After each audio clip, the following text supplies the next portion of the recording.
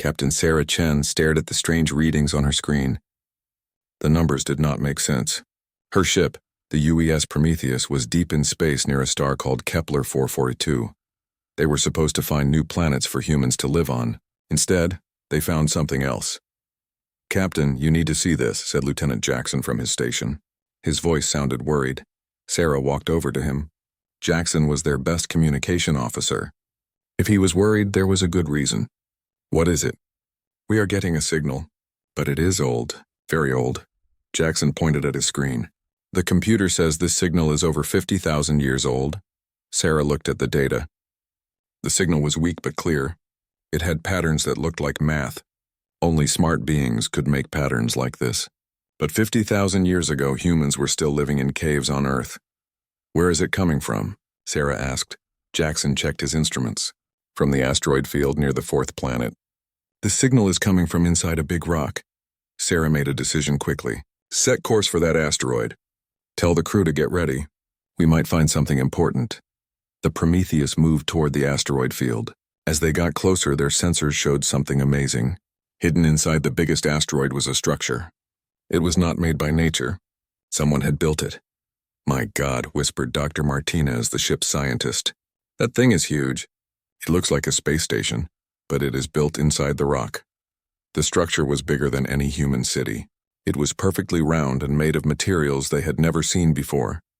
Strange symbols covered its surface. Most surprising of all, it looked brand new even though it was thousands of years old. "Can we get inside?" Sarah asked. "There is a docking port," reported Jackson. "It looks like it was made for ships like ours." That was strange. How could something so old have a docking port that fit human ships? Sarah decided to find out. "Take us in. But be careful." The Prometheus connected to the alien structure. Air leaked from the station into their ship. The computer checked it and said it was safe to breathe. Sarah picked 5 crew members to go with her inside. They walked through an airlock into a long hallway. Lights turned on as they moved forward. The walls were covered with pictures and symbols. Everything was clean and working perfectly. "The gravity feels normal," said Dr. Martinez, "and the air is perfect for humans." "How is that possible?" They walked deeper into the station. The hallways were wide enough for 10 people to walk side by side. The ceiling was high above their heads. Everything was built on a grand scale. After walking for 10 minutes, they found a huge room. In the center was a platform with a glowing crystal on top. As soon as Sarah stepped onto the platform, the crystal began to glow brighter. Pictures appeared in the air around them. The pictures moved like a movie. They showed 3 different types of alien beings. The first group looked like tall humans but with blue skin and 4 arms. The second group looked like giant insects that moved together like a swarm. The third group was hard to see clearly. They seemed to be made of light and energy. A voice spoke in perfect English. "Welcome, young travelers. You have found the archive of the Grand Three. We are the rulers of 10,000 worlds. We are the Zephyrians, masters of energy. We are the Korthak Collective, shapers of life. We are the Ethereal Conclave, benders of reality." Sarah and her crew watched in amazement. The pictures showed huge cities on many planets. Millions of different alien species worked for the Grand Three. Some built great machines. Others farmed food. All of them looked afraid. "For 30,000 years we have ruled this galaxy," the voice continued. "We are the most advanced beings that have ever lived. No other species can match our power or intelligence." The pictures changed. They showed the Grand Three's armies conquering planet after planet. Any species that fought back was destroyed. Any species that surrendered became slaves. "But something has happened," the voice said, and now it sounded worried. "We have discovered a threat. A young species from the third spiral arm of the galaxy. They are primitive and weak. They have no advanced technology, but they carry something dangerous." The pictures showed a small blue planet. Sarah recognized it immediately. It was Earth. "These beings call themselves humans," the voice continued. "They should not be a threat to us. But our calculations show they will cause our empire to fall. We do not understand how this is possible." Dr. Martinez grabbed Sarah's arm. "Captain, they are talking about us." "About humans," the recording continued. "We have tried to study these humans. They are strange. They fight each other constantly, but they also help each other. They are violent, but they are also kind. They create beautiful art and terrible weapons. They are full of contradictions. The pictures showed early humans on Earth. They were using simple tools and living in small groups. Compared to the Grand Three's technology, humans looked like children playing with sticks. "What worries us most is how these humans think," the voice said. "They have ideas that we have never encountered. They believe that all thinking beings should be free. They believe that different species should work together as equals. They believe that the strong should protect the weak, not rule over them." Sarah felt a chill run down her spine. These alien rulers were afraid of human ideas. "We have decided to watch these humans carefully," the voice continued. "If they become a real threat, we will destroy their planet before they can spread their dangerous thoughts to other species. This archive will record everything that happens." The recording stopped. The crystal's light dimmed. The room became quiet except for the sound of breathing. "Captain," Jackson said slowly, "if this recording is 50,000 years old, and they were talking about destroying Earth, then something stopped them," Sarah finished. "The question is what?" Dr. Martinez was studying the symbols on the walls. "There are more recordings here. Thousands of them. This whole station is a giant library." Sarah made another quick decision. "We are staying here until we learn everything we can. Contact Earth and tell them what we found. Tell them to send more ships and scientists." "What should we tell them we found?" Jackson asked. Sarah looked around the alien archive. Somewhere in this station were the answers to questions humanity had never thought to ask. Why had the Grand Three fallen? What had happened to their great empire? And most importantly, what role had humans played in it all? "Tell them we found the truth about humanity's place in the galaxy," Sarah said. "And tell them it is much bigger than we ever imagined." As her crew began exploring the archive, Sarah stood alone on the platform. The crystal glowed softly, waiting for her to access more recordings. She thought about the Grand Three's fear of human ideas. Ideas about freedom and equality and cooperation. She smiled. If ancient alien rulers had been afraid of human thoughts, maybe those thoughts were more powerful than any weapon humans had ever built. But what had happened to the Grand Three? Where had they gone? And why had they left this archive for humans to find? Sarah reached toward the crystal. It was time to learn the rest of the story. Dr. Marcus Webb had never seen anything like it. News of Captain Chen's discovery had spread across all human worlds in just 3 days. Now he stood in the biggest meeting room on Earth, looking at screens that showed the alien archive. World leaders, scientists, and military officers from every human colony were watching. "This changes everything we know about our place in the galaxy," Dr. Webb said to the crowd. "The Grand Three were not just any alien species. They ruled 10,000 worlds. They had technology we can barely understand, and they were afraid of us." President Kumar of Earth leaned forward. "Dr. Webb, you are our best expert on alien cultures. What do you think we should do?" Dr. Webb had spent his whole life studying alien ruins and artifacts. But those were always small things. A broken tool here, some old writing there. This archive was like finding a complete alien library. "We need to search for more Grand Three sites," he said. "The archive mentioned other worlds and outposts. If we can find them, we can learn what really happened to their empire." Within a week, the largest exploration mission in human history was ready to launch. 20 ships left Earth and human colonies. Each one went to a different star system mentioned in the archive's records. Dr. Webb led the team going to a system called Nexus 7. According to the archive, it had been an important military base for the Grand Three. The journey took 2 months using humanity's fastest ships. When they arrived at Nexus 7, they found something incredible. The third planet was covered with ruins. Huge cities stretched across entire continents. But the cities were empty. Not a single living being remained. "The buildings are in perfect condition," reported Dr. Singh, Webb's assistant. "It looks like everyone just disappeared one day." Webb's team landed near the largest city. The buildings were made of the same strange materials as the archive. They were tall and beautiful, but they felt cold and empty. Street after street showed no signs of life. In the center of the city, they found another archive crystal. When Webb touched it, new recordings began to play. These ones were different from the first archive. They showed the Grand Three actually ruling their empire. The Zephyrians were tall and proud. They could control energy with their minds. They made lightning dance between their forearms and powered their cities with pure thought. They believed they were the perfect form of life. The Korthak Collective was stranger. They were millions of insect-like creatures that shared one mind. They could change their bodies and create new life forms. They built living ships and grew buildings like plants. They thought individual thinking was a disease. The ethereal conclave was the strangest of all. They had no solid bodies. They were made of pure energy and thought. They could move objects without touching them and speak directly into other beings' minds. They believed physical bodies were primitive. "Look at how they treated other species," Dr. Singh said as they watched the recordings. The Grand Three did not see other beings as equals. To them, all other species were like animals. Some were useful for work. Others were kept as pets or for entertainment. Many were simply destroyed if they got in the way. The recordings showed millions of alien workers building great monuments for the Grand Three. The workers were not paid. They were not thanked. They were just tools to be used. Webb felt sick watching it. "No wonder the Empire fell," he said. "You cannot rule that many beings by force alone. Eventually they will fight back." But the recordings showed something else. The Grand Three were incredibly powerful. Their armies could destroy planets. Their technology was like magic compared to most species. How could simple rebellion defeat them? The answer came from another archive on a planet called Keth Minor. Dr. Lisa Park's team found records there that made Webb's blood run cold.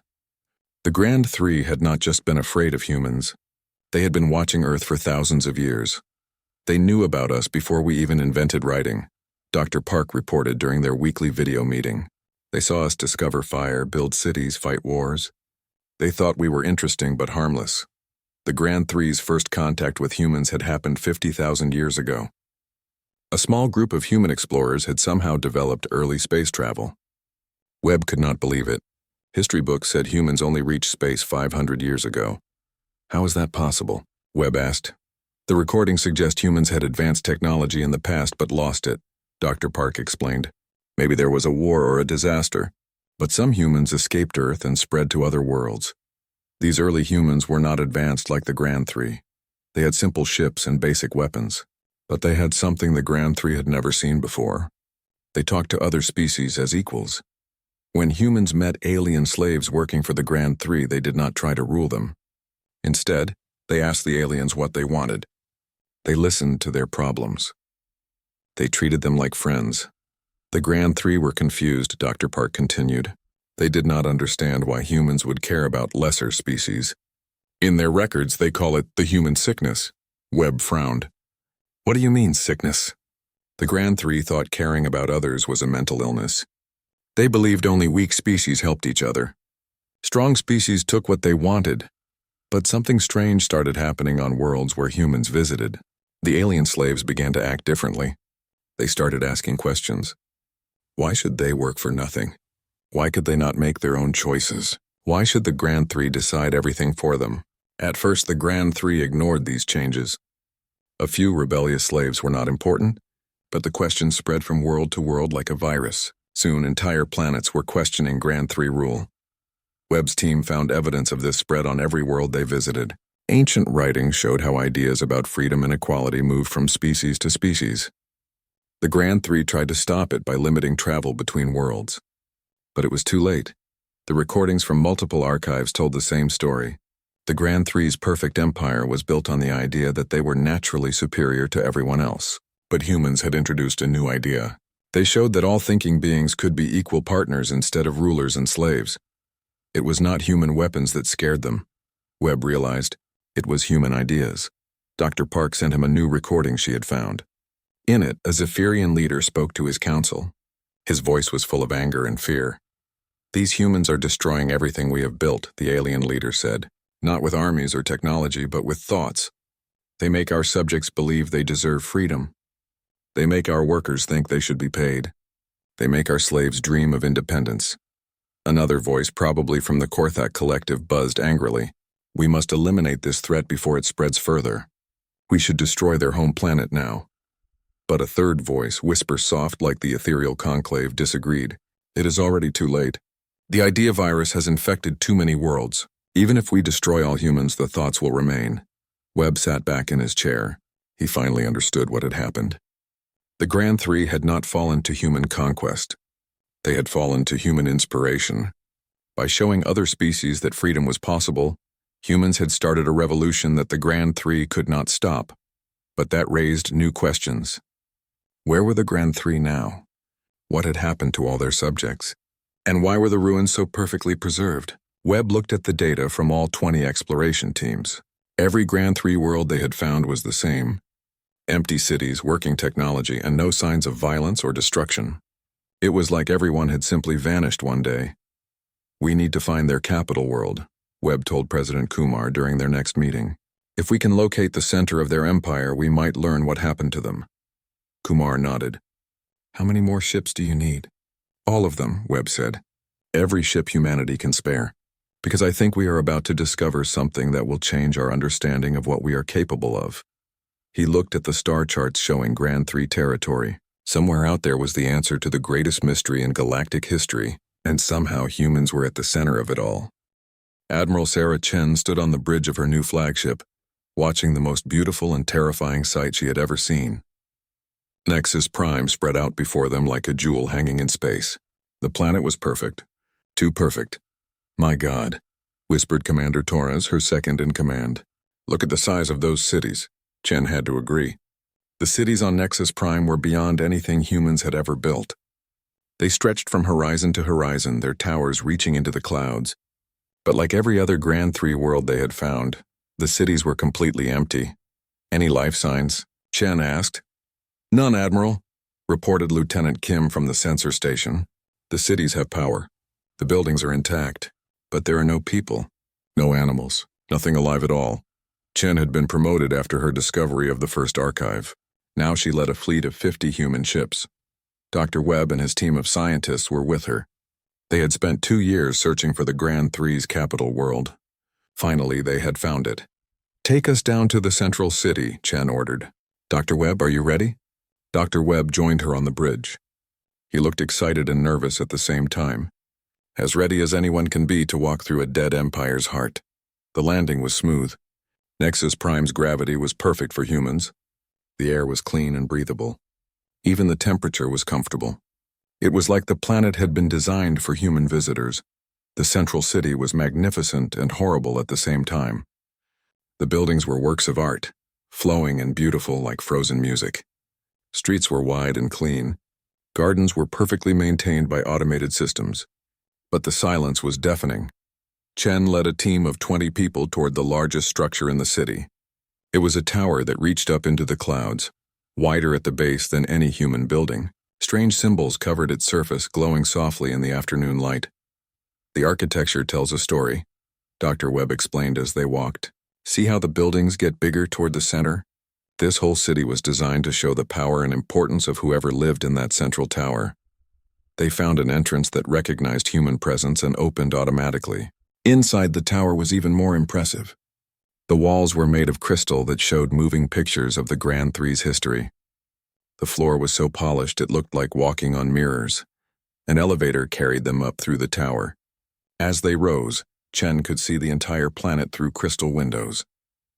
Every continent was covered with empty cities. Roads connected them like a vast web. It must have housed billions of beings. The elevator stopped at the top floor.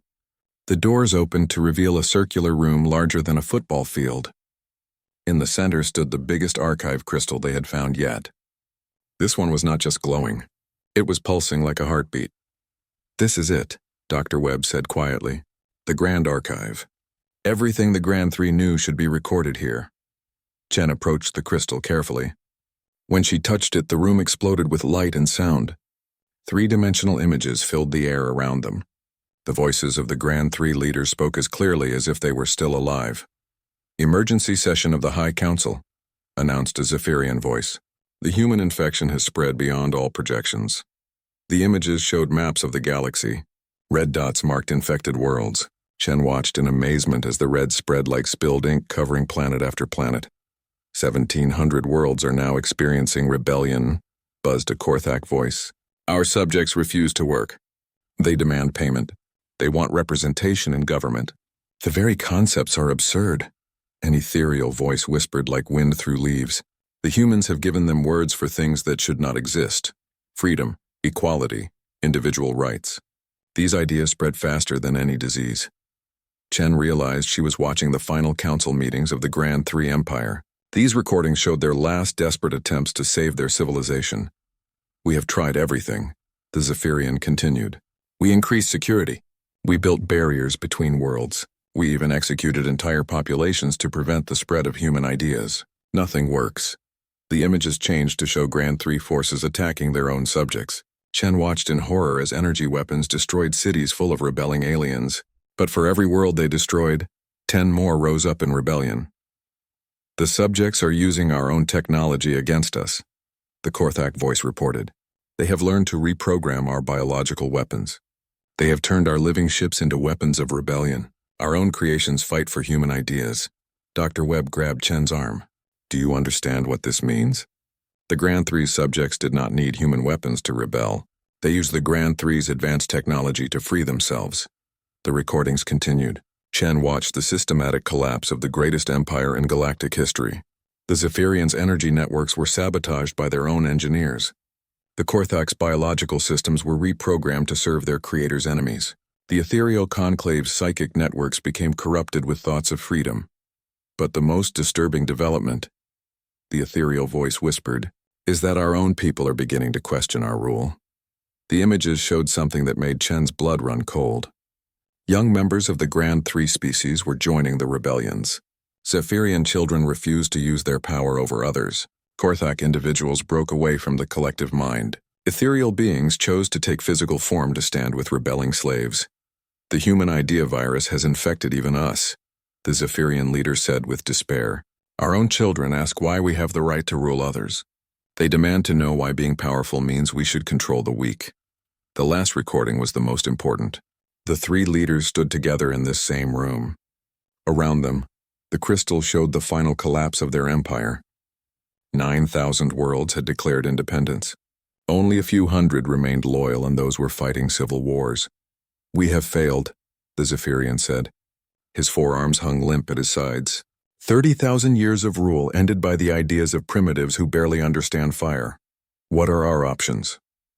Buzzed the Korthak representative. The ethereal being floated silently for a long moment. When it spoke, its voice was filled with something Chen had never heard from the Grand 3 before. Respect. We have studied these humans extensively, it said.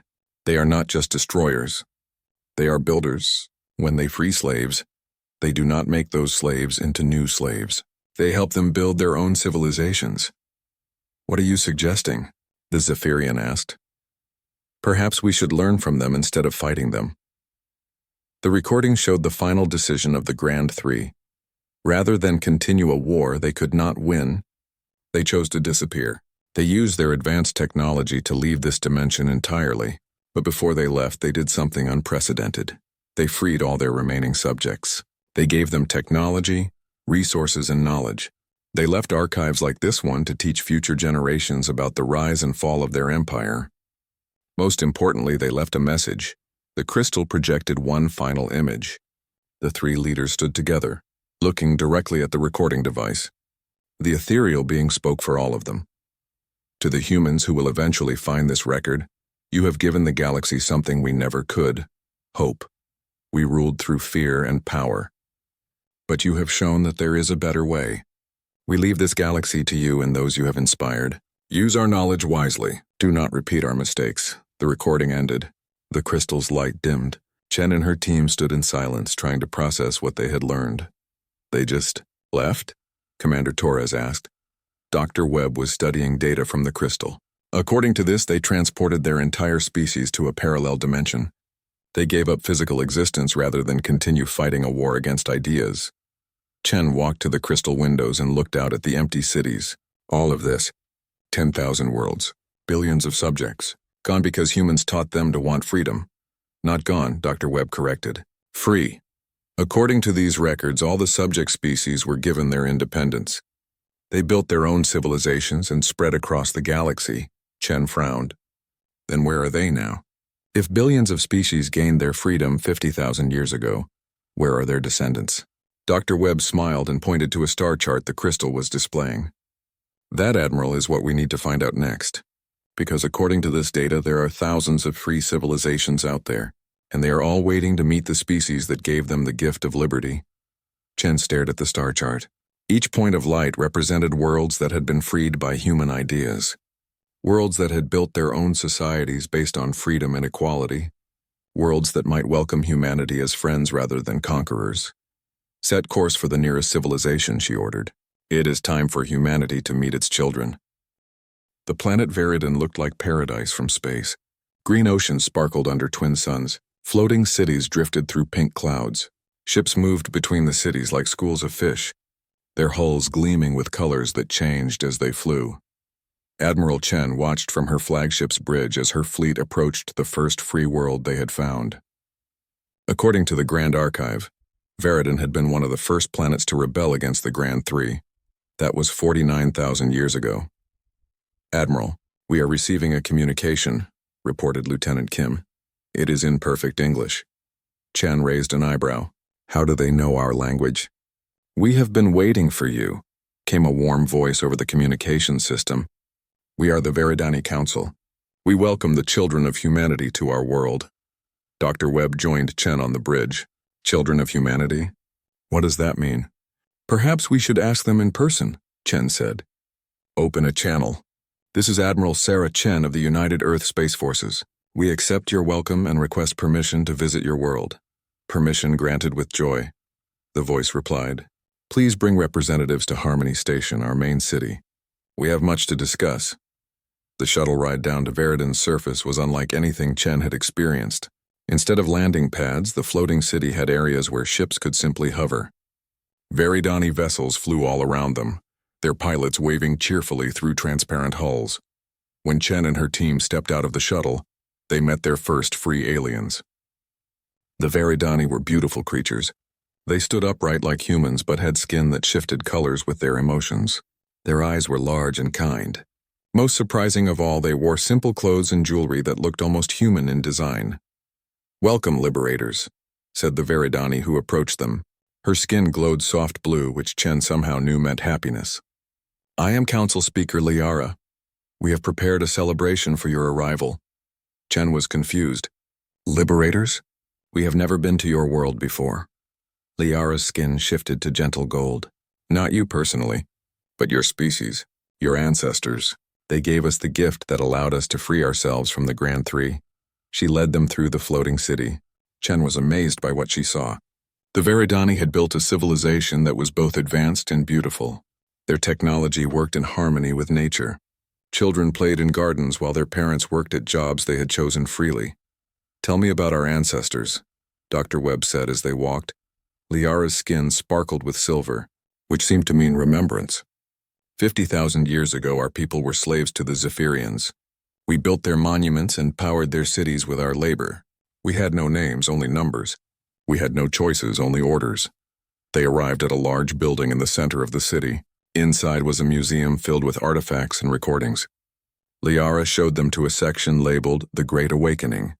"Then the humans came," she continued. "Not many. Perhaps a dozen ships. They were exploring, trading, learning about different species. When they saw how we were treated, they were horrified." The museum displays showed primitive human ships landing on old Veridan. The humans looked different from modern humans. They were shorter and had darker skin, but their expressions of shock and anger at seeing slavery were unmistakably human. "What did they do?" Chen asked. "They talked to us," Liara said simply. "Not as masters to slaves, as equals. They asked us questions no one had ever asked. What did we want? What made us happy? What dreams did we have?" The displays showed humans sitting with Veridani slaves, sharing food and stories. The aliens looked confused at first, then amazed, then hopeful. "The humans told us something revolutionary," Liara continued. "They said that being intelligent meant we had the right to make our own choices. They said no being had the right to own another being. They said we deserved to be free." Dr. Webb was taking notes rapidly. "How did the Zephyrians react?" Liara's skin darkened to deep purple. "At first they laughed. They said humans were weak and stupid for caring about slaves. They said the strong had the right to rule the weak because that was natural law." The museum showed what happened next. Human ideas spread among the Veridani slaves like wildfire. They began to question everything. Why should they work for nothing?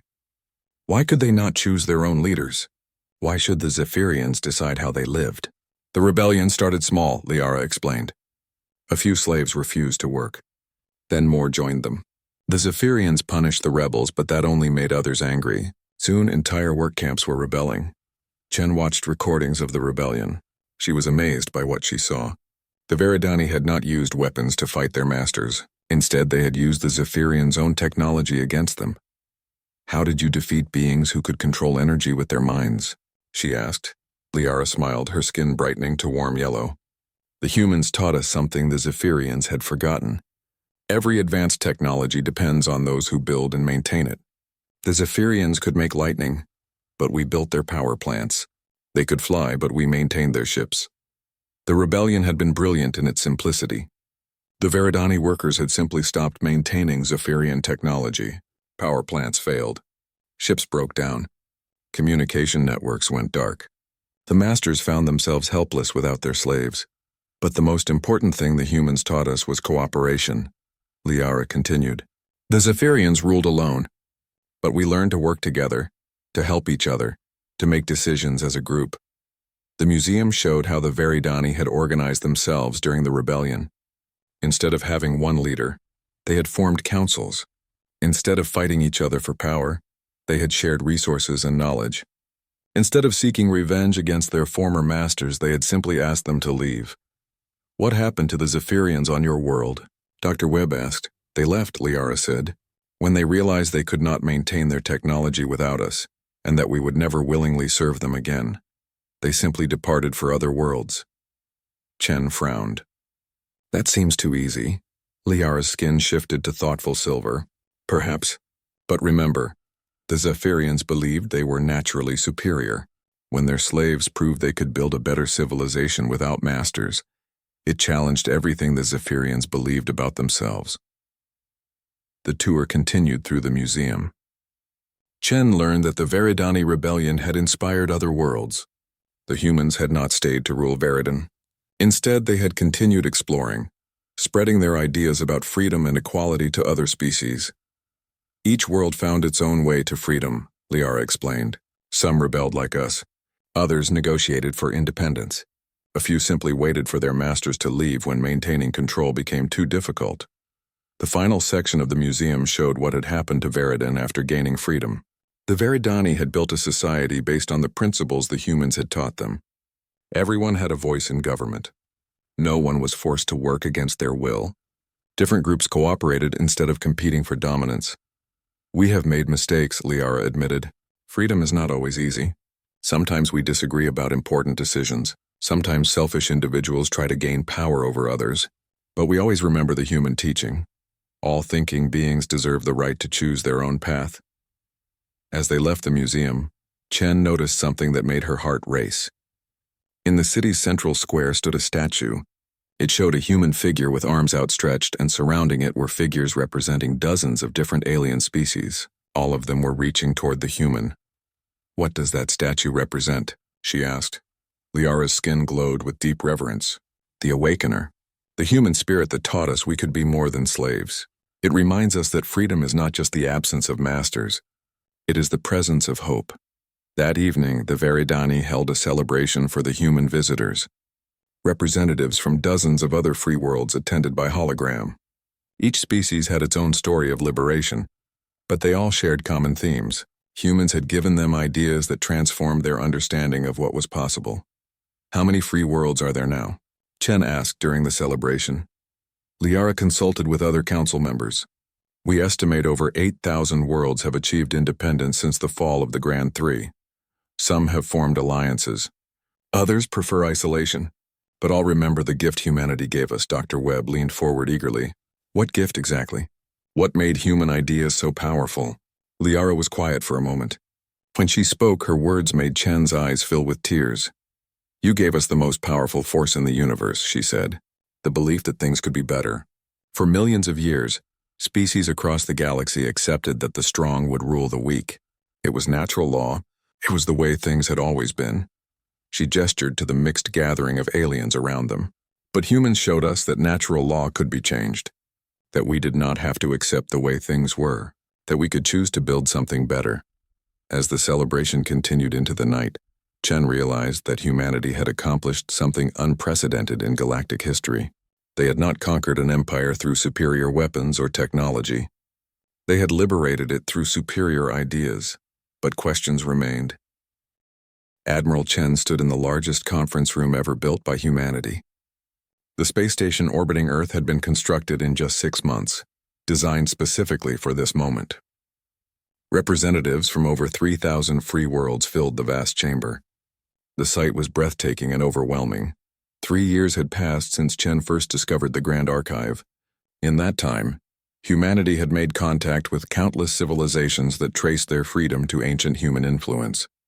Each world had its own story, its own culture, its own achievements. But they all shared one thing: gratitude toward the species that had given them the idea of liberty.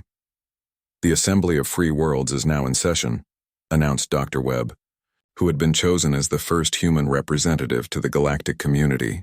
"We gather to discuss our shared future and the responsibilities we all carry."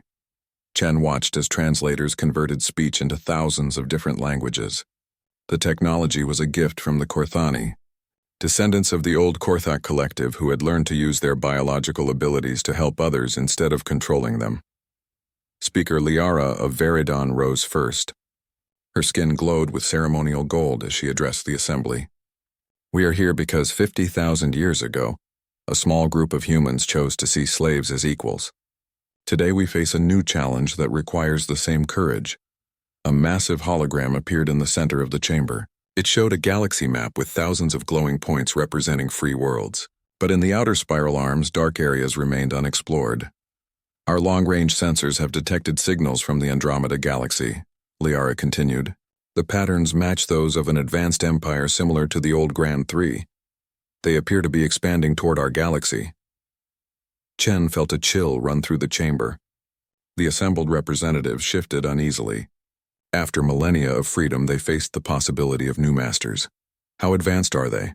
asked Representative Kex of the Crystalline Confederacy. His people had once been living gems enslaved by the ethereal conclave. "Very advanced," Dr. Webb replied grimly. "Their technology appears to be at least equal to the Grand 3 at their peak. Possibly superior.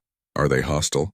This came from Ambassador Thorne of the Iron Brotherhood, former slaves who had learned to shape metal with their bare hands. "Unknown," Webb admitted, "but their expansion patterns suggest conquest rather than exploration. Entire star systems go dark as they advance." Chen watched the debate that followed. Some representatives wanted to hide. Others suggested fleeing to distant galaxies. A few even proposed surrendering immediately to avoid destruction, but gradually a different voice began to emerge. "We cannot run forever," declared Prime Coordinator Zath of the Unified. Hives. His people had broken free from the Korthak collective and learned to value individual choice within group cooperation. "If this new empire reaches our galaxy, they will enslave or destroy everything we have built. But what can we do against such power?" asked Council Mother Vera of the Empathic Alliance. Her species had once been psychic slaves to the ethereal conclave.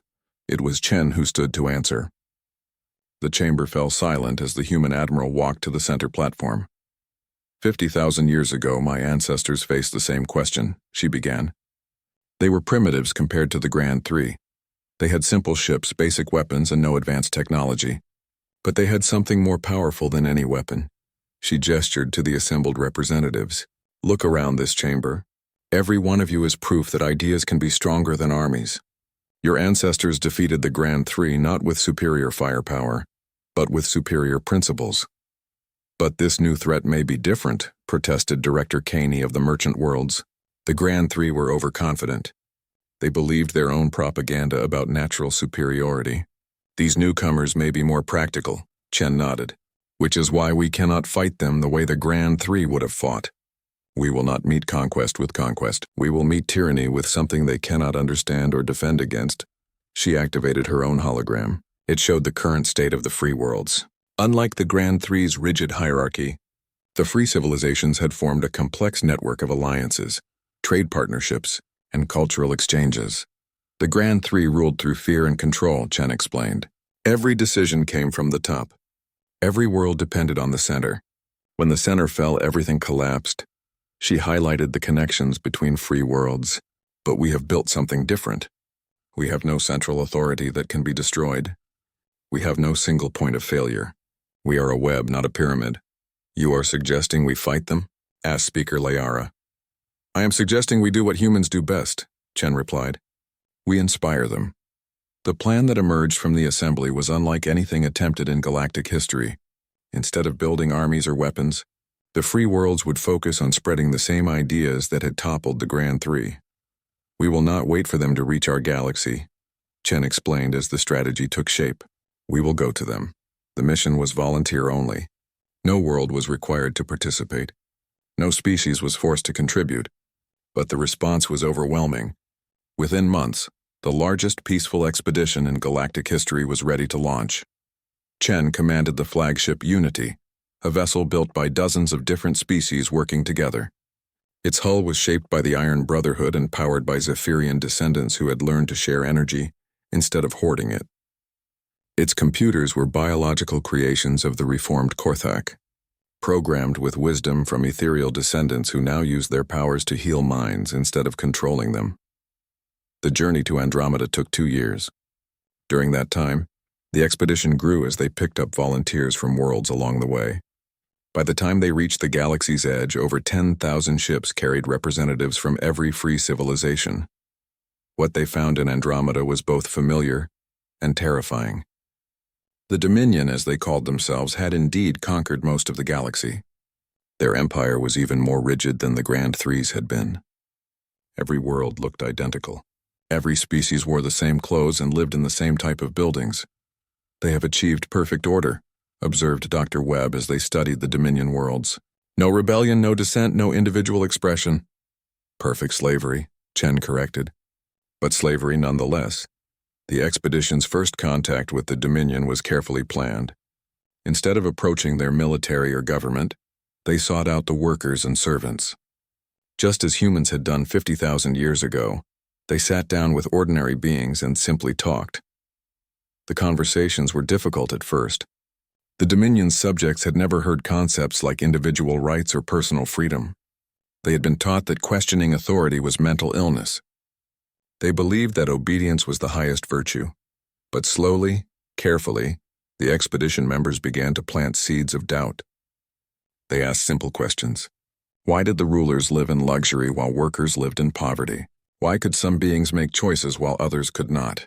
Why was it wrong to want something better for your children? The response was swift and brutal. Dominion forces tried to destroy the expedition, but they faced the same problem the Grand Three had encountered. The expedition had no central command to destroy. Every ship operated independently. When one was attacked, dozens of others continued the mission. More importantly, the ideas were already spreading. Dominion subjects began asking their own questions. They started helping each other instead of competing. They began to dream of freedom. Chen watched from Unity's bridge as the same pattern repeated across Andromeda. Worlds that had been perfectly obedient for millennia suddenly erupted in peaceful rebellion. The Dominion's response was predictable. They increased security, restricted travel, and executed suspected dissidents. But it was too late. The idea virus had taken hold. Within 5 years, half the Dominion's territory was in revolt. Unlike the Grand Three, the Dominion fought back with everything they had. But they made the same fatal mistake. They tried to defeat ideas with force. The end came not with a great battle, but with a simple choice. The Dominion's own enforcers, faced with orders to destroy billions of their own subjects, chose to disobey. Their military dissolved as soldiers joined the rebellion they had been sent to crush. Chen stood on the bridge of Unity as they received the surrender of the last Dominion stronghold. Around her, the expedition crew celebrated. But she felt no joy in victory. Too many beings had died. Too much suffering could have been avoided. "Admiral," said Dr. Webb, joining her at the observation window. "We did it. We freed another galaxy." Chen nodded slowly. "But at what cost? How many beings died because their rulers chose force over freedom?" "The same number who would have died under continued oppression," Webb replied gently. "Probably fewer. Tyranny always leads to suffering. We just helped make the suffering shorter." As they prepared to return home, Chen received reports from across Andromeda. The freed worlds were already beginning to organize themselves. Some formed democratic councils. Others chose different systems entirely. But all were united by the principle that thinking beings deserved the right to choose their own destinies. The journey home took another 2 years.